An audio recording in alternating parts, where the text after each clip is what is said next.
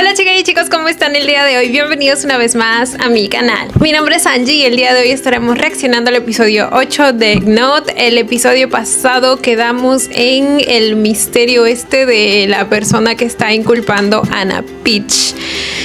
Porque resulta que la chica que se acercó a él ese día desapareció. Ahora no sabemos si Sang-Nua tiene que ver con todo esto como la persona que lo inculpó quizá, o sea, el supuesto testigo, o incluso también puede ser la chica, la que es Beta, la amiga de Anna Peach, la amiga de Anakin, porque pues ella estaba arriba y justo voltea a verlos y está en una posición en la que puede ver todo el panorama. Entonces, no sé, quizá también es una posibilidad. Pero bueno, sin mucho más preámbulo, vamos a comenzar. Así que sin nada más que decir, comencemos con el video.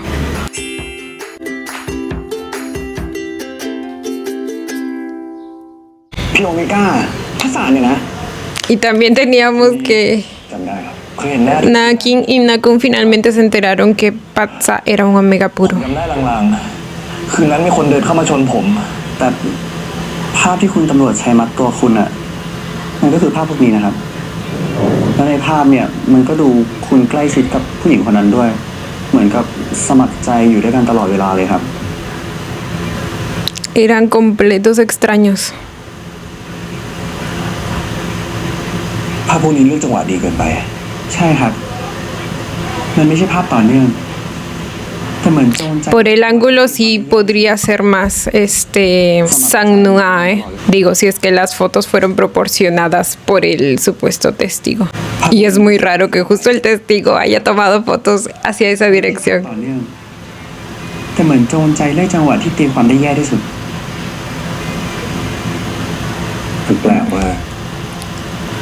Sospechoso.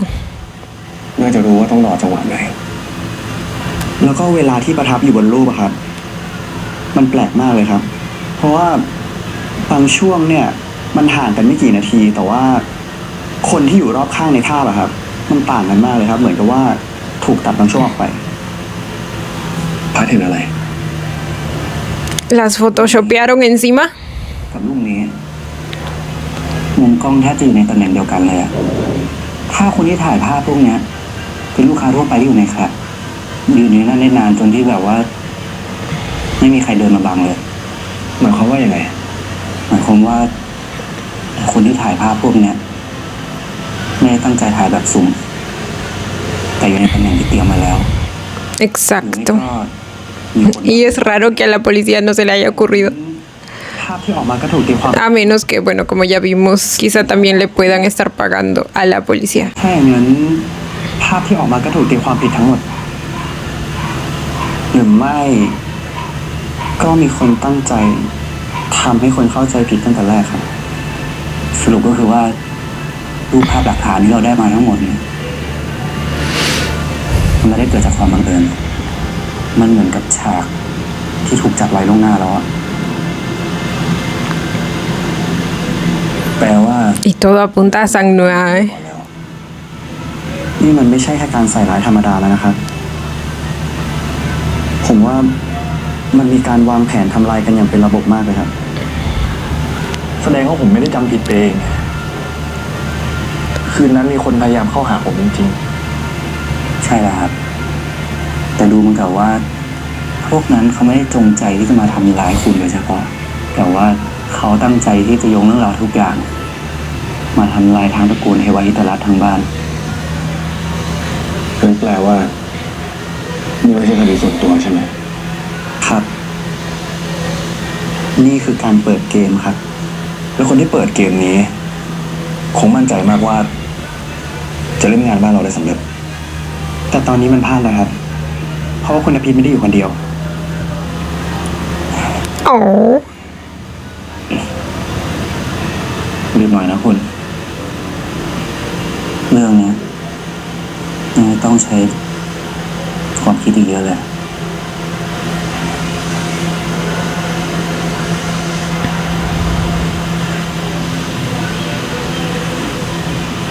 ศิลาครับไล่เส้นทางการเงินของใหม่แล้วก็เช็คกล้องวงจรปิดที่คลับในคืนเกิดเหตุทั้งหมดถ้าภาพหลักถูกจัดฉากขึ้นจริง มันต้องมีมุมภาพที่พวกมันทำหลุดออกไว้แน่รับทราบครับแม่คิมไอช่วยกันเช็คทีว่าช่วงนี้มีใครเคลื่อนไหวผิดปกติรอบบ้านเราไหม ¿Será que a Napich ถ้านาปิดพัง se le ocurre pensar en la posibilidad de que Sang-Nua sea esa persona? ไม่ต้องพยายามจำทั้งหมดในทีเดียวก็ได้ถ้านึกออกก็บอกส่วนที่เหลือเดี๋ยวพวกเราช่วยเองครับ Toda información es importante, bebé. ถ้าไม่ได้พัดทักเรื่องมุมกล้องพวกเราคงวนอยู่กับภาพรวมพวกเนี้ยผมก็แค่ไม่อยากให้คนที่บริสุทธิ์ต้องมาถูกทำร้ายโดยที่ไม่ได้ทำอะไรผิดเลย Tan justo siempre, mi chiquito.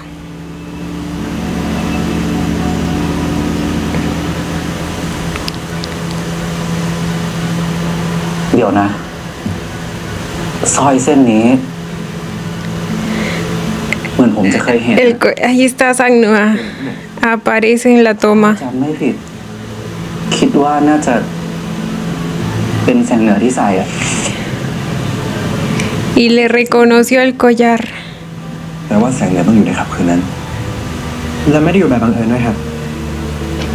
เพราะตำแหน่งที่อยู่คือตำแหน่งคนที่ถ่ายภาพทั้งหมดนี้เอาไว้ครับ ถ้าอย่างนั้นเขาอาจจะไม่ใช่แค่พยานนะครับ บางทีเขาอาจจะเป็นคนร่วมจัดฉากมาตั้งแต่ต้น แต่เขาไม่น่ามีเหตุผลที่จะต้องทำกับผมแบบนั้นนะ En teoría. แต่บางที Pero quién sabe, bebé.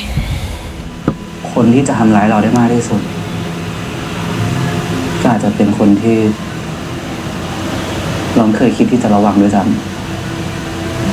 ำ ถ้าแสงเหนือเกี่ยวข้องจริง เรื่องนี้ลึกกว่าที่เราคิด หมายความว่าคนที่ใกล้ตัวนะพิษอาจเป็นคนส่งเขาเข้ามาตั้งแต่แรก หรือไม่อาจจะใช้คำว่าเพื่อเป็นหน้ากากเพื่อที่จะทำให้คุณอภิษไม่ทันระวังตัวก็ได้นะครับ แล้วถ้าเป็นแบบนั้นจริงๆใหม่อาจจะไม่ใช่ตัวหลักก็ได้นะครับบางทีเขาอาจจะเป็นแค่หมักตัวหนึ่งเหมือนกัน เหมือนกับว่าภาพพวกนี้ไม่ได้เพียงแค่โจมตีแค่นาฟินนะครับ มันถูกสร้างขึ้นโดยคนที่รู้จังหวะดี รู้ว่านาพิษอยู่ที่ไหน เรื่องนี้ยังไม่มีข้อสรุป แต่ที่แน่ๆแสงเหนือเป็นอีกคนหนึ่งที่น่าสงสัย งั้นเดี๋ยวผม Y eso me hace pensar en si incluso el primer encuentro con Patsa fue planeado. O sea, qué tanto de su personalidad es real y qué tanto no. เดี๋ยวผมจะให้คนไปเช็คสร้อยเส้นนั้นนะครับ แล้วก็รวมถึงที่อยู่ของคุณแสงเหนือในคืนที่เกิดเหตุด้วย แล้วเดี๋ยวผมจะเช็คต่อด้วยว่า เขาเชื่อมกับหมายได้ยังไง ถ้าเล่นกันเป็นทีม มันต้องมีจุดที่พลาดกันบ้าง Esperen. ¿Quién era Mai? มันต้องมีจุดที่พลาดกันบ้าง เดี๋ยวผมเช็คไทม์ไลน์ใหม่ทั้งหมดเลยครับ ตั้งแต่ก่อนเกิดเหตุจนหลังเรื่องนี้แดงขึ้นมา ถ้าแสงเหนืออยู่ในเกมจริง ต้องโผล่ออกมามากกว่า1จุดแน่นอน ถ้าแสงเหนือเกี่ยวข้องกับเรื่องนี้จริง ฉันจะไม่ปล่อยให้เขา มาทำร้ายคนในบ้านนี้ Mai era la chica.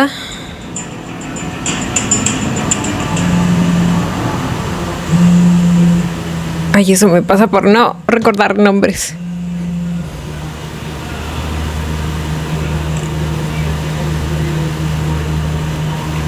ฮัลโหลว่าไงพัด พี่วงศาตอนนี้ที่บ้านเทวะทิติรัตน์วุ่นวายมากเลยอะแถมเมื่อเช้า ผมก็เพิ่งมีเรื่องกับคุณพ่อของมีนะคุณเมกอะ เรื่องไปถึงขั้นนั้นแล้วเหรอ แล้วแสงเหนือล่ะเขาได้ไปหาพี่ร้านหรือเปล่า แสงเหนือ ยังไม่มานะ แต่ความจริงอ่ะ วันเนี้ยพี่มีนัดกับเขา แต่เห็นส่งข้อความมายกเลิกอ่ะ Uy, แถมไม่ได้เหตุผลให้ด้วย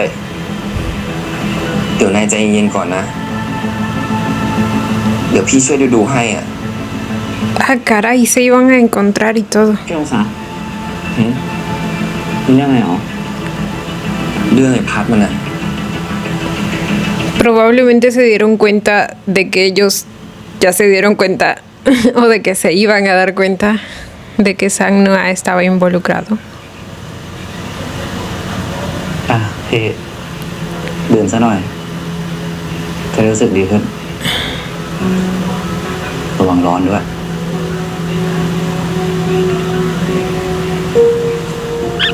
Porque, o sea, sí pienso que hay alguien pues con mayor poder arriba de Sang Noa.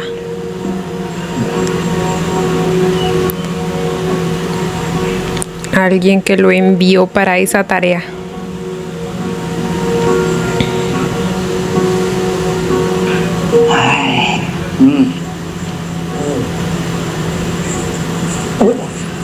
Uy,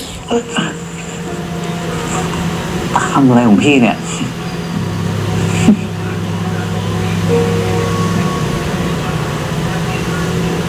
พัดนี่เก่งจัง สังเกตเห็นรายละเอียดเล็กๆด้วย ก็ผมชอบเล่นเกมจับผิดภาพอะเลยติดการดูรายละเอียดเล็กๆในรูป oh, cada vez crece su admiración por él. อย่างนี้ต้องให้รางวัลคนเก่งแล้วมั้ง รางวัลอะไรอ่ะ Algo me dice que se va a poner horny nuevamente. แค่จุดก็ได้ Ah, ok. Perdón, la costumbre. ไม่ถูกหรอก Hasta Patsa lo sabe. Pero esta vez suena sincero. หอมแก้มแล้วกัน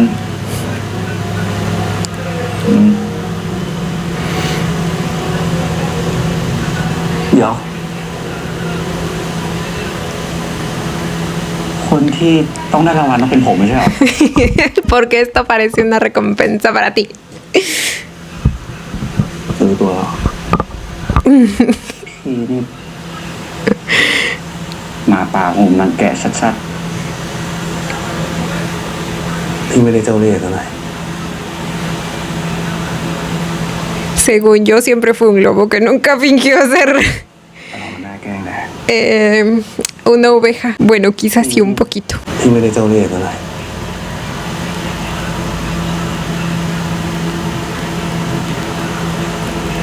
แต่เรามันน่าแกล้งแหละ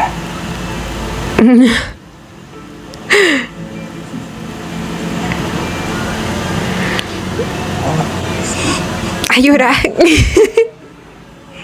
แกล้งคืนนั้น Oh.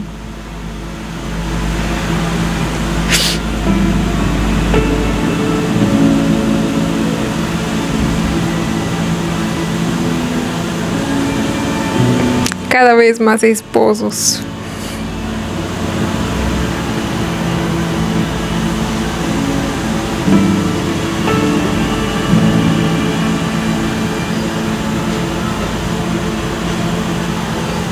Nhìn điền Có mấy anh chắc sẽ cứu nhận con nào.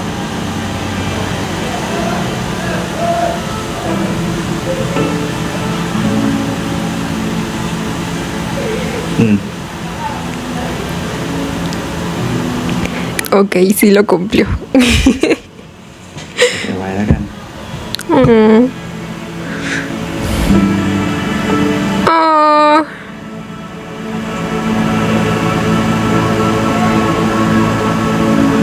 Esos gestos de cariño que se dan.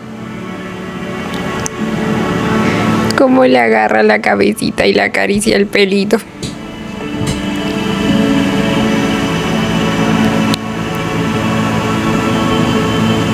ดีขึ้นบ้างไหม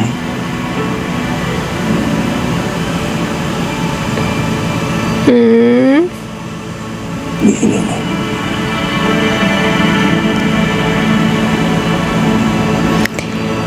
Es su zona segura y ya no tanto por las feromonas. Ahora lo calma incluso simplemente estar con él así. Oh.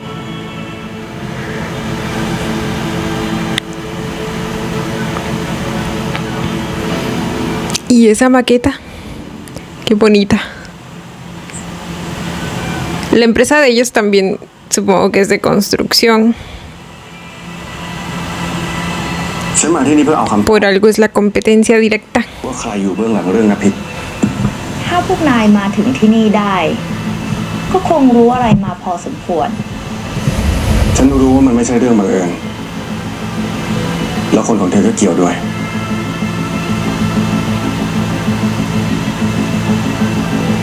นี่คือสิ่งที่ฉันหามาได้ รายการการโอนเงิน เส้นทางการติดต่อ และก็รายชื่อผู้เกี่ยวข้องจากการดึงข้อมูลจากตำรวจ Ella también estuvo investigando y estaba preparadísima con los documentos ahí.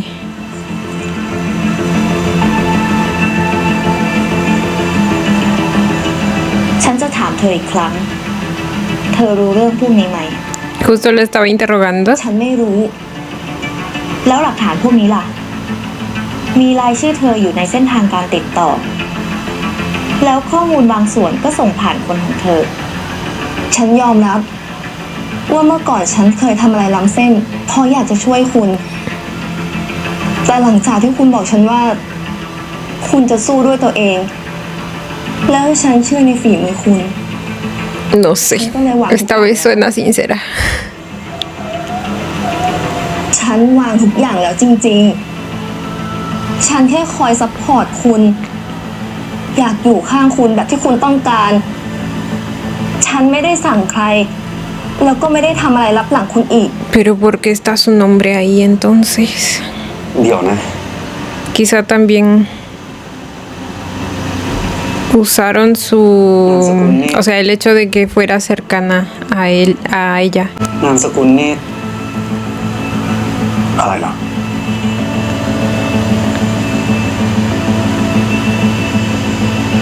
กิงยกนามสกุลเดียวกับไม้เลยอะ Kim Jok y Mai. แล้วก็ไม่ใช่แค่นามสกุลเดียวกันเท่านั้นนะจากที่อ่านข้อมูลทั้งหมด ทั้งคู่เป็นลูกพี่ลูกน้องกันอะ งั้นหมายความว่า เรื่องทั้งหมดเนี่ย คนช่วยกันจัดฉาก Espérense. No puede ser. ¿Quién es Mai? O sea, perdón que sí, ya lo debería saber y no me estoy acordando. Ok, a ver, dicen que es una chica, entonces la única que queda es la que desapareció. ลูกพี่ลูกน้องกันอะ งั้นหมายความว่า เรื่องทั้งหมดเนี่ย มันมีคนช่วยกันจัดฉากจริงๆใช่ไหม แล้วก็ไม่ได้ทำกันแค่2 คน เธอรู้เรื่องไหม ฉันกับไหมทอง เราไม่ได้เกี่ยวข้องอะไรกันทั้งนั้น ต่อให้เราจะมีสายเลือดเดียวกัน มันก็ไม่ได้แปลว่าเราจะเป็นพวกเดียวกัน ฉันไม่เคยร่วมมือกับมัน แล้วก็ไม่เคยช่วยมันทำร้ายใคร คนเดียวที่ฉันจงรักภักดี ก็คือคุณ วันนั้นคุณบอกกับฉันว่า คุณจะสู้ด้วยตัวเอง แล้วให้ฉันเชื่อในตัวคุณ ฉันเชื่อแล้วจริงๆ ฉันเลยหยุดทุกอย่าง Bueno, le creo. อีก ฉันแค่อยากอยู่ข้างคุณ Entonces es la prima. ฉันจะเชื่อเธอ ฉันไม่ได้ทรยศคุณจริงๆนะ คุณอมินตราไปรอข้างนอกก่อน ค่ะ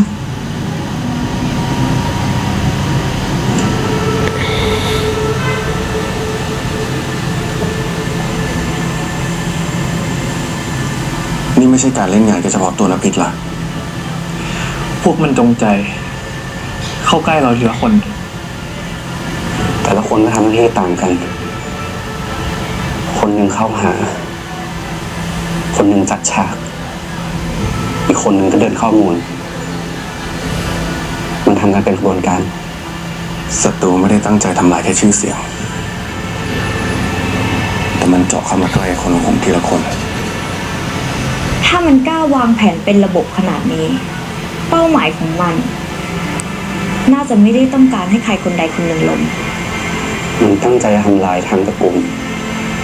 ต้องหาให้เจอ ว่าใครเป็นคนวางกระดานนี้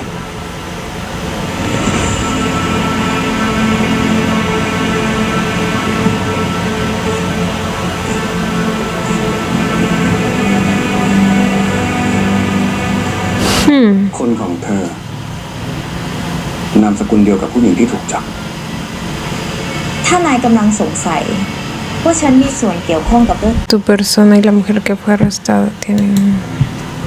นามสกุลเดียวกับผู้หญิง tu persona. ถ้านายกำลังสงสัยว่าฉันมีส่วนเกี่ยวข้องกับเรื่องนี้หรือเปล่าคำตอบของฉันคือ ไม่มี ไม่เกี่ยว ส่วนเรื่องจะเชื่อหรือไม่ มันก็ขึ้นอยู่กับสามัญสำนึกกับมันสมองของนายแล้ว Yo le creo la verdad. สงสัยในเมื่อทุกอย่างมันเชื่อมโยงกัน Igual entiendo que pues esté a la defensiva porque a este punto podría ser cualquiera. ไหมกับกิ่งหยกเป็นลูกพี่ลูกน้องกันจริง แล้วก็เป็นโอเมก้าทั้งคู่ แต่ทั้งสองคน ไม่ได้โตมาด้วยกัน แทบจะไม่มีความสัมพันธ์แบบพี่น้องด้วยซ้ำบ้านฉันรับกิ่งหยกมาเลี้ยงตั้งแต่2 ขวบ Ah, caray. มันถึง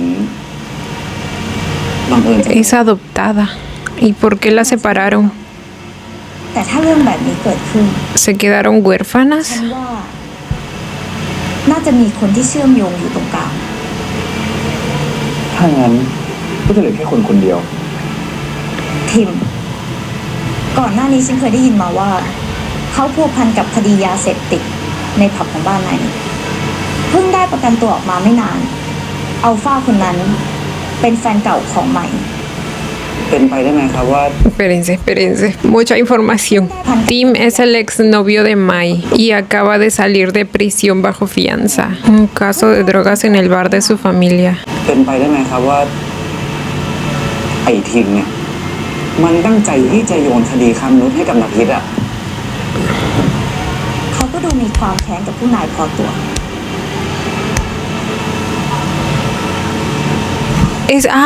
Espérense, me acabo de acordar que había un tipo al que vimos que lo metieron a la cárcel, ¿verdad? Que justo le reclamó a Nakun. Él quería que Nakun lo saque de ahí por un problema que él mismo había buscado metiendo droga a un lugar que era de Nakun. A este punto ya me había olvidado de él.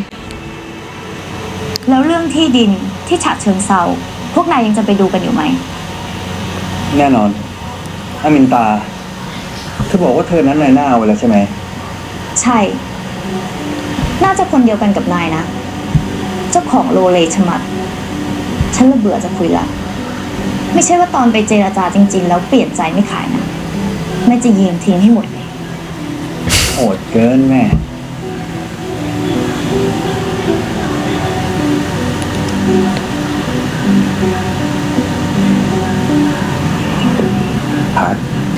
Amo que hayan decidido reunirse en la cafetería de Onza.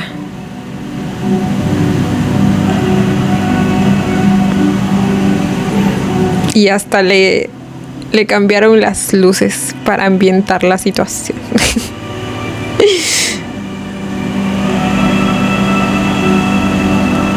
Bueno, es la primera vez que vemos el lugar de อง noche. ศา Quizás así está ambientado siempre. เพื่อนฉันที่เป็นเบต้าที่เคยเล่าให้นายฟังไง คนเป็นเบต้าจริงๆเหรอครับ เบต้าแล้วไง Soy como tú. อามินตา เธอเรซีกว่า เข้าใจว่า เบต้าก็เจ๋งไม่แพ้ใคร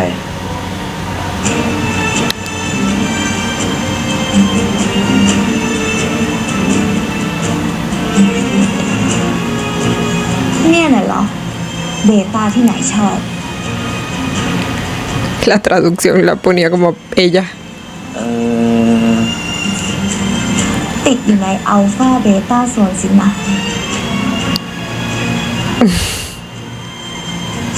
ไร้สาระถ้าเธอคิดว่าตัวเองเป็นเบต้า เธอก็จะเป็นเบต้าตลอดไป อัลฟามันวิเศษกว่าคนธรรมดาตรงไหนเหรอ บินได้ หรือว่าเดินแล้วเท้ามีไฟแลบออกมา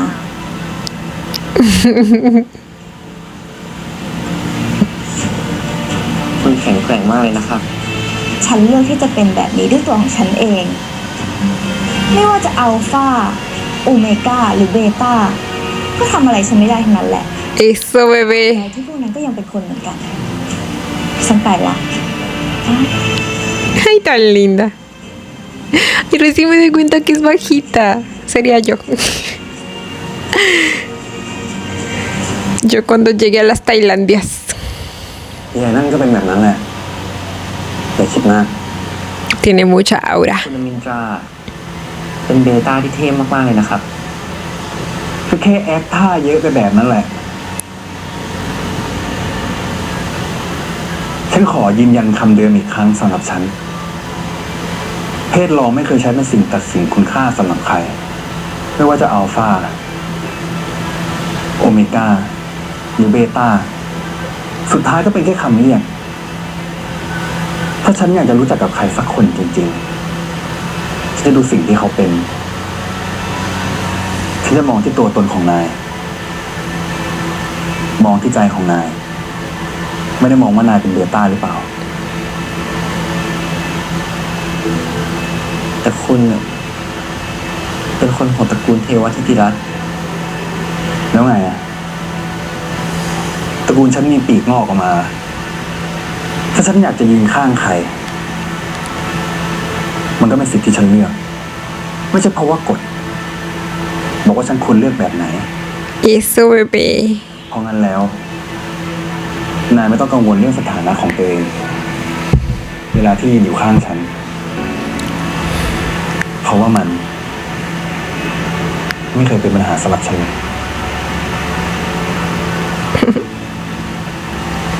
คุณพูดเก่งจัง ถ้าเป็นเรื่องงานแล้ว Siempre te lo dice, bebé. ไม่ใจพูดเสมอ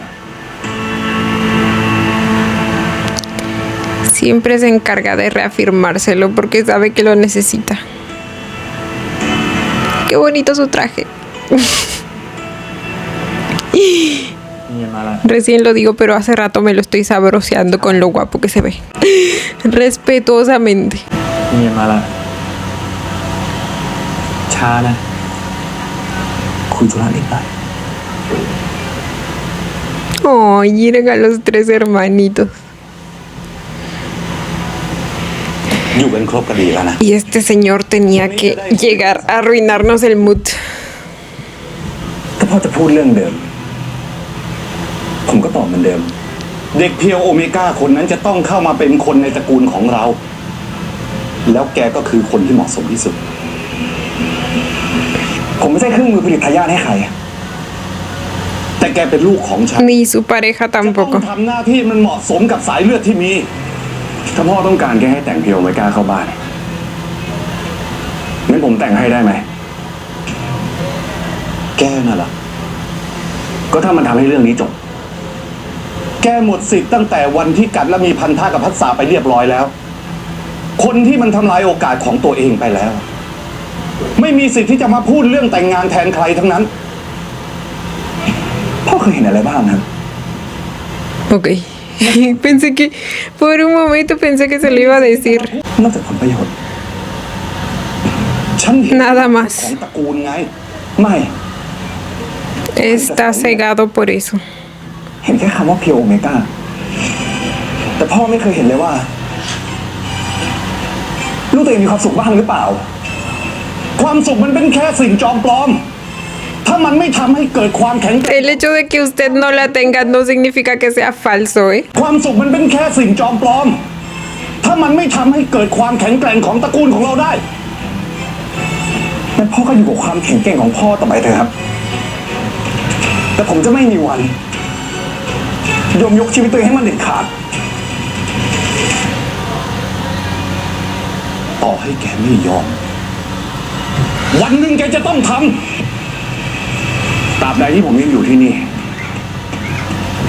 นักคิมจะไม่ถูกบังคับ Eso, bebé. Eso, chiquito, protege a tu hermanito. Ay, tan bonitos.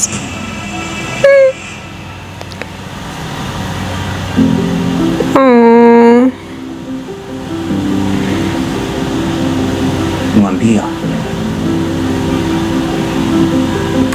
ใครงอนคุณ ¿Qué pasó? พูดคุณพูดผมงอนพี่จริงๆด้วย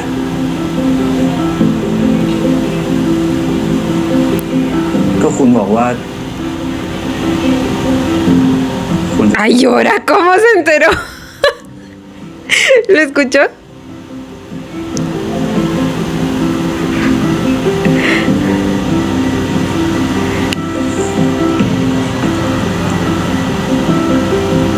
Esperen, คนเดียวที่พี่อยากแต่งงานด้วย está molesto porque piensa que habla de otro Omega Puro. Pero sí ya sabe que es Omega Puro. Es obvio que habla de él. Aunque como no sabe que es el mismo del cual su padre habla, pues quizás se imagina a otra persona. คนเดียวที่พี่อยากแต่ง No sabía si estaba molesto por los celos o si estaba molesto por que estuvo a punto de... O sea, quizá pensó que estaba a punto de revelar su secreto. Al igual que yo por un momento. Pero por la carita y el berrinche sí se ve que es por celos. Aunque sí, no entendí cómo, con qué finalidad lo dijo. Si el padre sabe que tiene un lazo con Patsa. Probablemente simplemente de impulso. คนเดียวที่พี่อยากจะแต่งงานด้วย ก็คือพัดไม่อยากแต่งกับพี่อะ ใครบอกเราไม่ได้พูดเลย Ah, pero mírenle la carita. พี่จะไปช่วยพี่นักเขียนแต่งกับเดลในก้าอื่น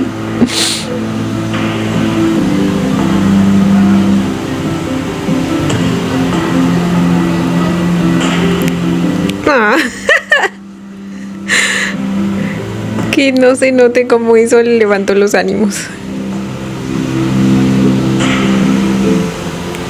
Está evitando reírse.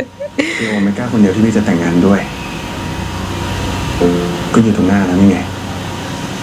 Frente a mí. แต่พี่ไม่อยากให้พ่อรู้เรื่องพัดว่าพัดคือคนที่เขากำลังติดแผ่นดินตามหาอยู่พี่ไม่อยากให้นี่เป็นหนึ่งในเหตุผลหลักที่ทำให้เขายอมรับพัดเขาอยากได้หลานที่เป็นเอนิกมา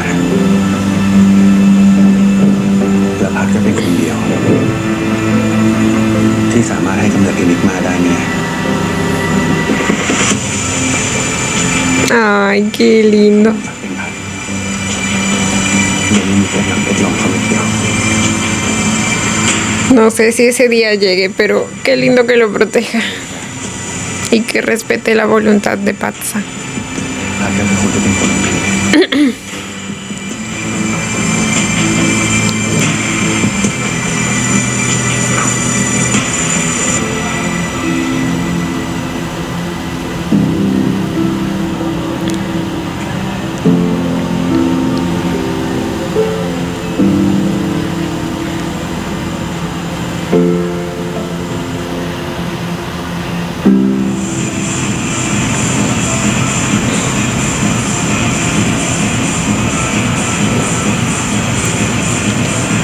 ¿Será que se le vuelve a aparecer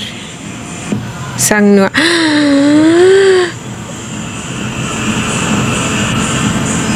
บังเอิญจังนะครับ นั่นสิครับ Uy, เหมือนเราจะเจอกันบ่อยขึ้นนะหรือผมควรคิดว่า เรื่องนี้ควรไม่ใช่เรื่องบังเอิญเดียว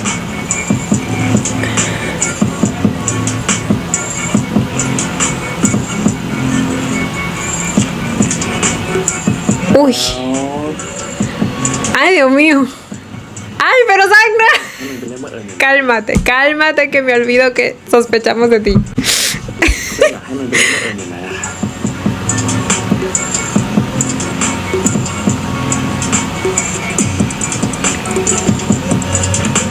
Pero miren nada más a esta bomba seductora. Navitch, espero que no olvides por qué estamos aquí. Bueno, no sé si está aquí para averiguar más.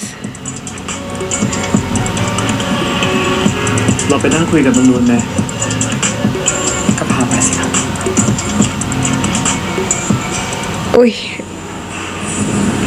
las feromonas.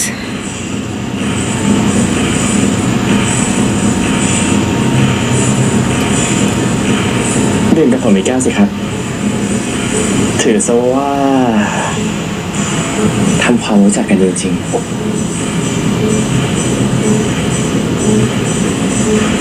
Nah, esa actitud es muy sospechosa. ๆแค่นี้ยังไม่เรียกว่ารู้จักอีกเหรอยังเลยครับผมรู้แค่ว่าคุณดูเป็นคนน่าสนใจดีอะก็ลองดู ผมชอบคนตรงๆนะครับ คุยง่าย ไม่ต้องเดาเยอะ แล้วคุณนภิษล่ะครับ ปกติอะยอมให้คนรอบข้างเข้าหาง่ายไหม ก็แล้วแต่คนนะยังก็แสดงว่า ถ้าเป็นคนที่คุณนภิษไว้ใจเนี่ยก็ยอมไม่เข้าใกล้หรอกครับ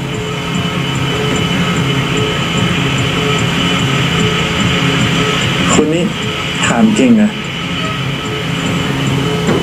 ผมอยากรู้จักคุณจริงๆนี่นางั้นอาทิตย์หน้าเนี่ย Uy, la tensión. ¡Ay! เราอยู่ด้วยกันทั้งอาทิตย์เลยได้ปะครับนะคะ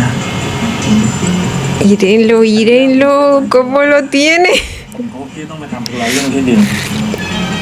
ไปกันทั้งบ้านเลยเหรอครับ ฟังแล้วเนี่ย ดูน่าสนุกจัง ก็ประมาณนั้น ให้ผมไปด้วยได้ไหมครับ Bueno, por el momento al menos ไม่ได้ no está soltando información importante. ที่บ้านผมไม่อนุญาตให้คนนอกเข้าหรอ Y digo, es consciente de que Sang no es un sospechoso, entonces...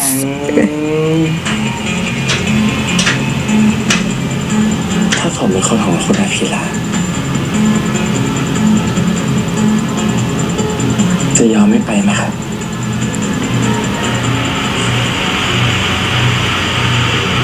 ก็ลองเป็นดูก่อน Oh my god. Oh my god. Espero que no esté cayendo de verdad. Y que solo le esté siguiendo el juego. Ay. Ya, pero qué bomba sexy son estos dos. ถ้าผมเป็นคนของคุณอาภิล่ะ O sea, จะยอมไม่ไปไหมครับ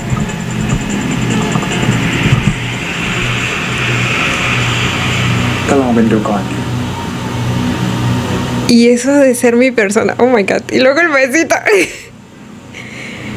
Así que a eso se refieren cuando dicen mi persona.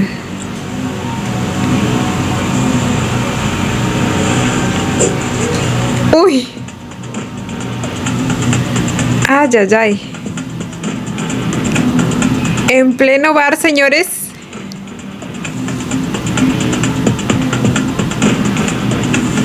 Ay, pero la dominancia que tiene Sang-Noa. Uy. ¡Ay! ¡Gente!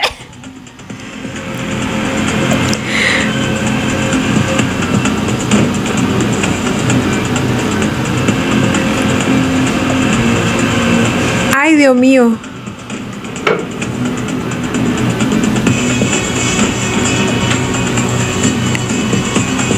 ¿Estoy yo equivocada? ¿O estos dos están en público? Porque solo se fueron a uno de esos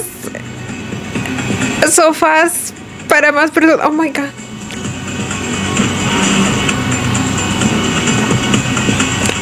¡Ay, Dios mío!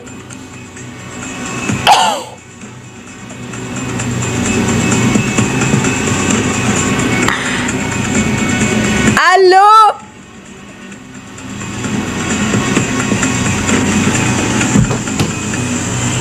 caray.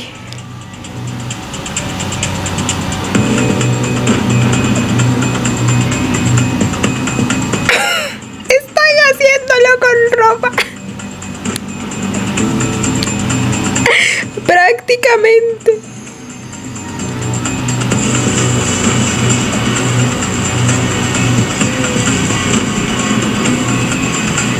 A la madres. Ay, no puede ser. No puede ser que cada pareja de esta serie sea tan candente. O sea...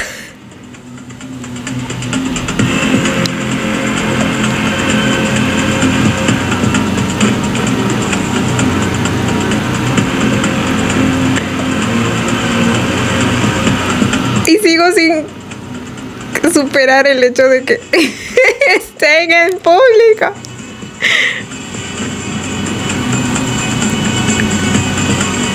Aunque pues supongo que cada uno debe estar en lo suyo, ¿verdad?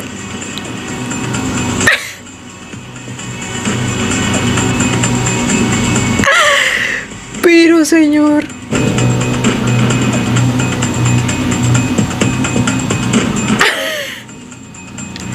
La bitch no andaba soportando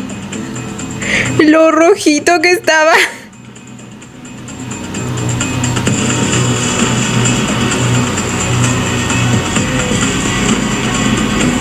Ay, Dios mío.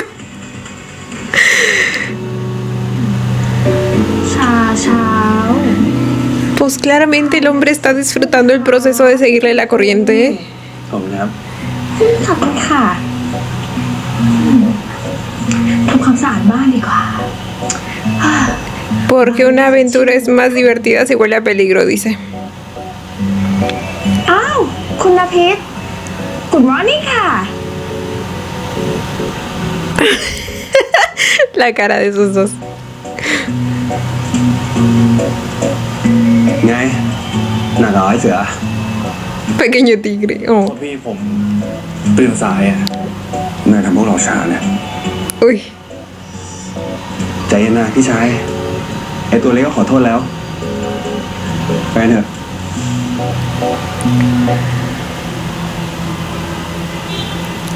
เอ้าพวกคุณจะไปแล้วเหรอคะ Ahora van a trabajar juntos. บ๊ายบายค่ะ เจอกันจิ๋ม เจอกันนะคะ Oh.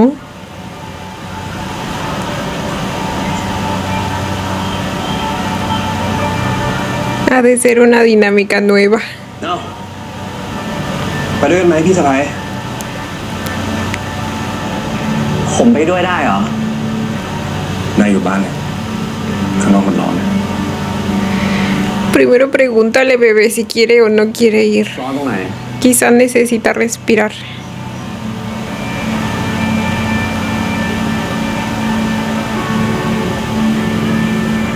เดี๋ยวซื้อขนมมาฝาก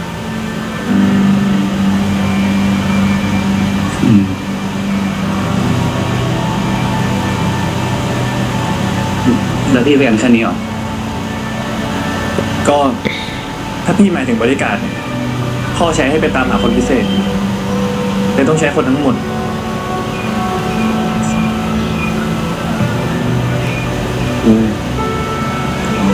เขาไม่อยู่ในบ้านเลย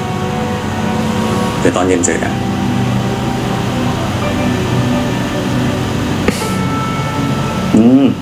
Yo que Pat habría insistido, ¿eh? ไปแล้ว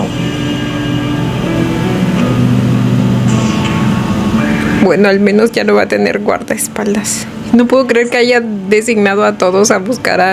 la persona especial. แต่มันร้อน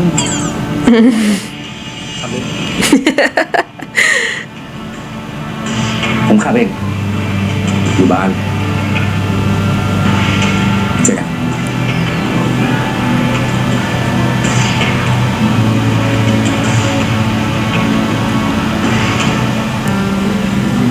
สุดท้ายผมก็ต้องเป็นคนขับทำไมวะ ก็ฉันอยากพัก ไม่ยุติธรรมกับน้องเลยเว้ย มีหน้าที่ขับ ก็ขับไป พี่คิม ผมว่าพี่คุณหมดเนี่ยน่ากลัวกว่าตอนโดนดุอีกนะ ดุยิ่งกว่าไม้สงสัยแต่คิดถึงเมียทำเก๊กไปงั้นน่ะแทนที่จะพี่ภาษามาด้วย ¿Verdad? ฉันได้ยินไม่พูดอะไรผิดนี่ Pues por eso lo dicen. พี่ผมขอถามอะไรพวกพี่หน่อยดิทำไมตอนนั้นที่ผมโดนจับเนี่ยพวกพี่ถึงเชื่อว่าผมไม่ได้เป็นคนทำก็นายบอกว่านายไม่ได้เป็นคนท Oh, solo tu palabra bastó, bebé. ำก็ตานายมันฟ้องไม่ได้โกหกและที่สำคัญนะเว้ยนายเป็นน้องชายของฉันด้วย Mm. ผมเป็นน้องชายของพวกพี่ได้ใช่ไหม Ay, cosita. Ay, tontito. Amo que ya lo estén tratando como su เท hermanito. วาที่ดิวรักอีกคนหนึ่งไม่ว่าอะไรจะเกิดขึ้นนายคือน้องชายของพวกเรา Oh. พวกพี่รู้ปะเมื่อก่อนพ่อเล่าให้ผมฟังอยู่บ่อยๆเลยนะว่าจริงๆแล้วเนี่ยผมมีพี่ชายอยู่2 คน เป็นทูบอลฟ้าที่โคตรแข็งแกร่ง โคตรเก่ง วันหนึ่งพ่อบอกผมว่าจะพาไปอยู่กับพวกพี่ๆจะได้บริหารงานด้วยกัน ดูแลครอบครัวด้วยกัน ผมฝันถึงวันนั้นมาตลอดเลย นี่ถ้ากูไม่ขับรถอยู่นะเว้ย กูก็โดนไปกอดมึงอะ Oh. Cosita se quedó esperando ese día. ฉันจะบอกนายอีกครั้งหนึ่งนะครับ El día en el que trabajará junto a sus hermanos. ฉันจะบอกนายอีกครั้งหนึ่งนะครับนายคือน้องชายของพวกเรา ไม่ว่าอะไรจะเกิดขึ้น เราจะอยู่ข้างนายประโยคบอกละ Es un te quiero a su manera.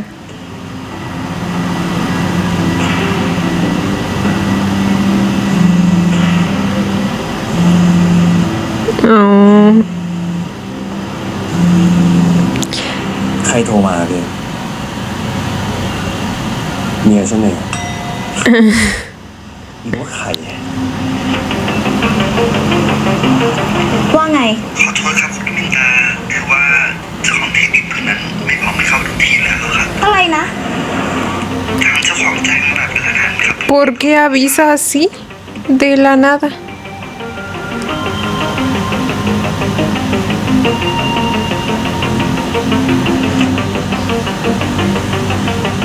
คุณรู้ไหม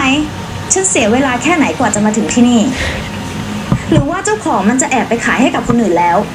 ไม่ใช่นะครับไม่ใช่แบบนั้น ผมยืนยันได้ว่ายังไม่มีการตกลงซื้อขายครับ แล้วมันยังไงล่ะ แต่มีเพื่อนครับอยู่ใกล้ๆกันทำเลสวยกว่าและเจ้าของก็พร้อมให้เข้าไปดูที่ได้เลยครับ ก็ได้ ไหนๆก็มาถึงแล้วงั้นส่งโลเคชั่นมา เดี๋ยวฉันจะรีบไป ครับคุณมินตาผมจะส่งให้เดี๋ยวนี้เลยครับ Raro. พักผ่อนให้เยอะแล้วก็อย่าลืมกินข้าวให้ตรงเวลา ¿Están en videollamada? ถ้าเชื่อฟัง พี่ก็จะเชื่อฟังแน่ Y mis chiquitos teniendo que escuchar todas sus ก็ cursilerías. ฟ้ามีกำลังที่จริงที่มาดูด้วย พี่อยากให้เราดูพื้นที่สีม่วงแล้วก็พื้นที่สีเขียว เผื่อลูกค้าอยากจะสร้างเป็นโรงงานอุตสาหกรรมในอนาคต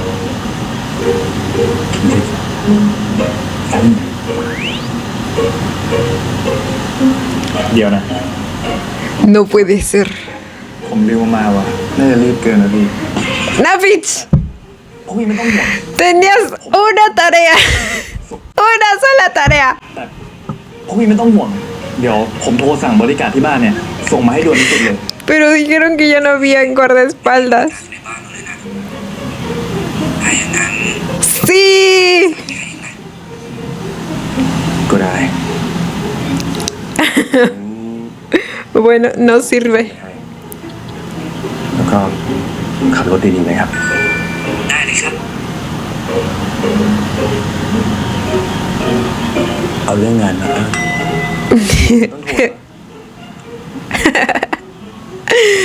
Oh. จะเอายังไงต่อ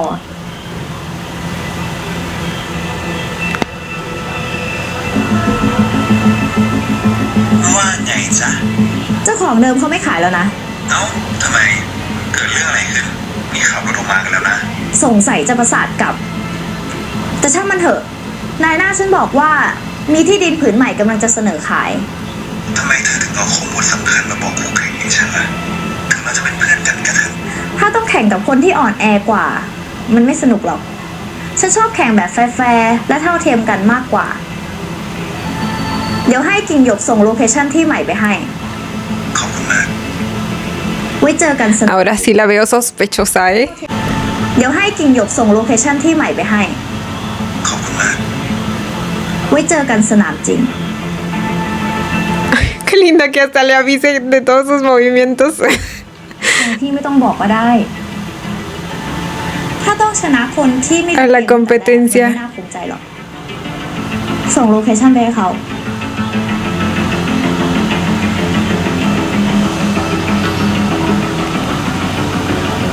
รอบนี้คอยดูใครจะถึงก่อนกัน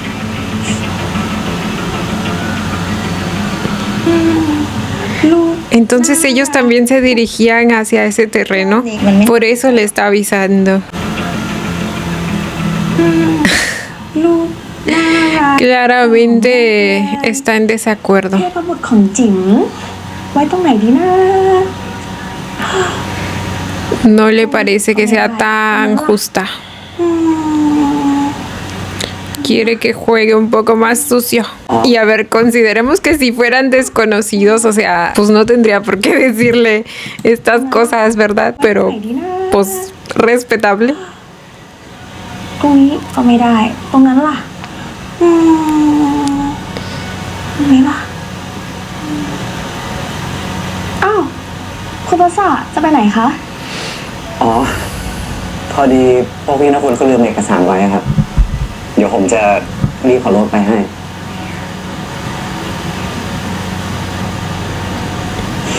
Su polera tiene un hueco.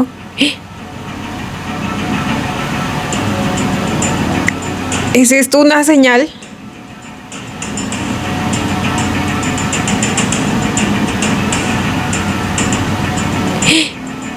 ¿Y si quizá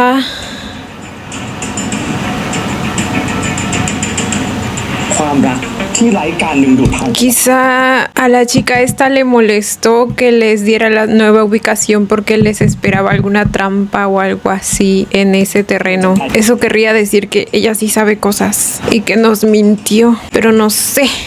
ความรักที่ไร้การดึงดูดทางกายภาพ มันจะไปกันรอดได้นานแค่ไหนกันเชียว แต่ความรู้สึกของเราทั้งสองคนน่ะก็ไม่น้อยกว่าคนอื่น เพอเจอพวกแกเป็นใคร La zorrita esta va a empezar a mostrar su verdadera cara. แต่ความรู้สึกของเราทั้งสองคนน่ะก็ไม่น้อยกว่าคนอื่น Con mi onza no, perra. พวกแกเป็นใคร เดี๋ยวมึงก็รู้ มึงทำอะไรรถบ้านกู หรือว่าแสงเหนือเป็นกิ๊กกันนะพี่อะเราต้องสู้กับมัน แต่ที่สำคัญ Tenemos que enfrentarlos, pero lo más importante es que mi hermano mayor y yo tenemos que volver juntos. ¿Cómo que mi hermano mayor? ¿Qué? Traicionaste a nuestra familia. Le está hablando a Sang Noa, แสงเหนือเป็นกิ๊กกันนะพี่ aunque no parece que estuviera ahí. แต่ที่สำคัญ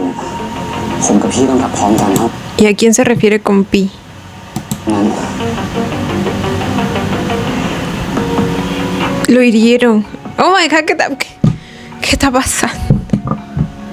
¿Qué está pasando y qué va a pasar? Se va a poner intensa la cosa, ¿eh? Y al parecer finalmente nos vamos a enterar al menos de algunas cosas. Y Sang Noa va a empezar a mostrar su verdadera cara con mi chiquito Onza. O sea que, güey, ellos siempre fueron amables con él. ¿Qué pedo se trae? Bueno, ya nos iban dando señales de que al parecer no es quien dice ser. Entonces, pues me extraña, no, pero me indigna.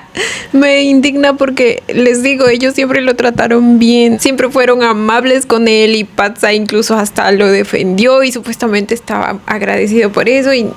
no, todo fue falso, todo fue mentira. En fin, igual estoy bastante ansiosa por saber qué cuento se trae, qué se trae entre manos, cuáles son sus motivaciones, quién está detrás de todo esto, porque no creo que sea solo él. Ahora, después de esa escena final, vuelvo a sospechar de Kim Yok. O sea,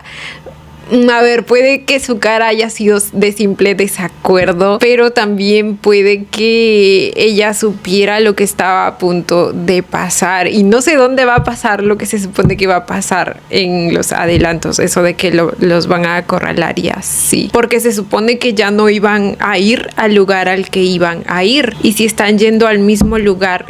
que Amintra va a ir, eso no cuadraría porque a Kim Jong no pondría en peligro a Amintra, o sea, sí a la competencia, pero no a ella. Y los hermanos al final están yendo al mismo lugar al que está yendo Amintra, aunque en los adelantos no aparece, entonces quizá como que terminaron en lugares diferentes por alguna razón. Puede que Amintra le haya mandado una ubicación falsa, porque pues ella es justo la encargada de enviarles la supuesta ubicación. Si es así, estaríamos teniendo a otra fichita, al igual que Sang-Nua, una que sabe fingir bastante bien.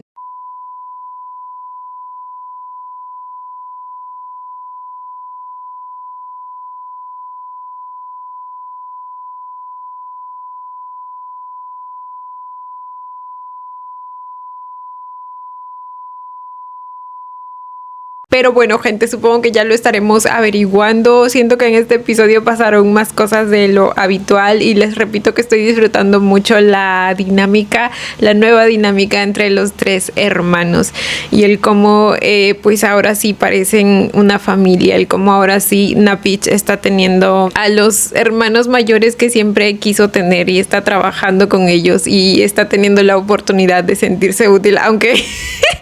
la primera cosa que tiene que hacer y ya se equivocó, o sea, la cagó. Tenía una tarea, una sola tarea y no trajo los documentos.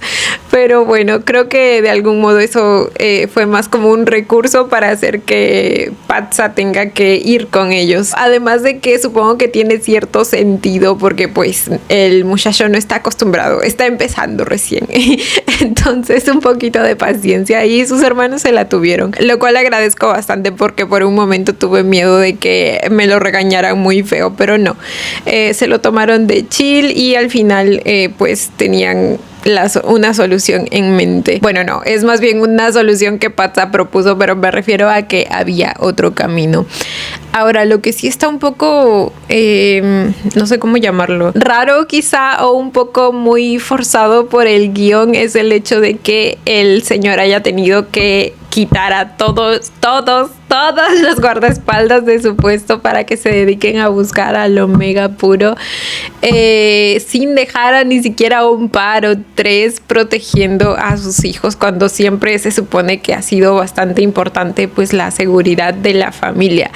O sea, ¿me entienden? Como que se nota un poco mucho que el objetivo era que ellos pues terminaran solos ahí sin ninguna protección, sin ninguna ayuda, probablemente para que veamos un poco de cómo pueden defenderse solos o algo así, o sea, para ver la escena de la pelea y su potencial feromonal. Pero quizá hubiera estado mejor que nos muestren una escena en la que el señor pues nos dé sus motivos por los que esta vez necesitaba tantas personas, porque hasta el momento pues ha estado haciendo su búsqueda con uno que lo estuvo ayudando y así, y ahora que lo pienso, para necesitar tantas personas es porque lo quiere secuestrar o algo así, ¿verdad? O sea, al Omega Puro, porque si no, ¿por qué? Ese hombre definitivamente está loco. Ahora, por otro lado, tuvimos la introducción de un nuevo nombre que al parecer se trata de una persona que ya habíamos visto antes, el tal Tim. No me acuerdo si se llamaba Tim, pero por la descripción de lo que pasó con él, pienso que es esa persona que Nakhon fue a ver. Nakhon menciona que le tuvo lástima y por eso le dejó una propiedad, pero él pues abusó de esa confianza y metió drogas y ahora estaba en la cárcel por eso, y esa vez obviamente Nakhon pues no lo iba a ayudar después de lo que había hecho. Entonces al parecer de algún modo pagó su fianza y logró salir, y esa persona resulta ser el exnovio de Mei, que yo estoy asumiendo que es la chica que desapareció, y eso querría decir que en realidad pues ella no fue ninguna víctima de trata de personas tampoco, ¿verdad? Y no desapareció, sino que es todo un complot, incluyendo esa parte del asunto. En fin, gente, el asunto está bastante intrigante. El episodio me dejó más preguntas que respuestas, y hemos podido ver ya un mayor acercamiento entre Patsa y Nakhon, como que la situación de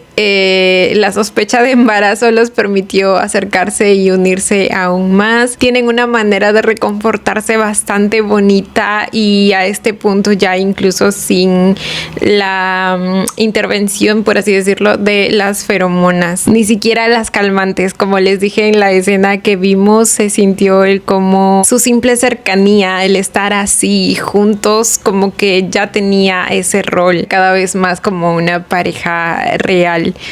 Bueno, no es que no sean una pareja real, pero me entienden, una que se unió por sentimientos reales. Pero bueno, gente, aquí dejo el video. Cuéntenme ustedes también qué les pareció el episodio. Yo como siempre los estaré leyendo. Y bueno, chicos, esto ha sido todo por el video de hoy. Espero que les haya gustado. No olviden darle la manita arriba y suscribirse si les gustó el video. Si les gustó mucho,